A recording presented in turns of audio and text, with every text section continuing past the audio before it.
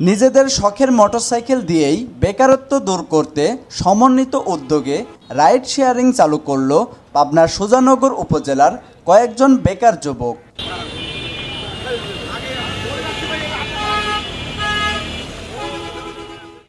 সোমবার দুপুরে কাশীনাথপুর মোড়, কাজিরহাট ফেরিঘাট ও নাজিরগঞ্জ মোড়ে বাইক রাইডারদের নিয়ে শুভ উদ্বোধন ঘোষণা করা হয়।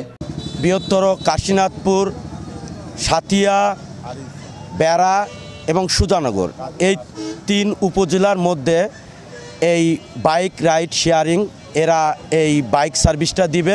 বাইক রাইড শেয়ার এইটা আমাদের যারা যুবক পোলাপান আছে তাদের মাধ্যমে আমরা এটা পরিচালনা করব। সাথে সাথে যারা বেকার আছে স্টুডেন্ট তাদের নিয়ে আমাদের এটা মূলত চালানোর চিন্তাভাবনা।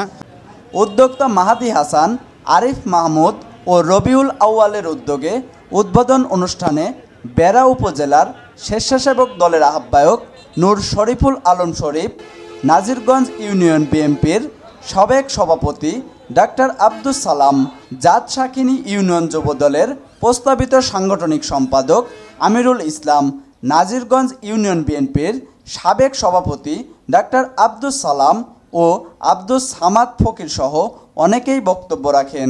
এখনকার ইয়াং জেনারেশনের ছেলেপেলেরা মাদকাসক্ত হচ্ছে, মাদকের সাথে জড়িত থাকতেছে, অনেক অকারেন্স কাজ করতেছে। যাতে তারা এইগুলো না করে একটা কাজের মাধ্যমে আমরা করছি যাতে এই বাইক শেয়ারটা করে ওরা একটা কর্মজীবী হতে পারে।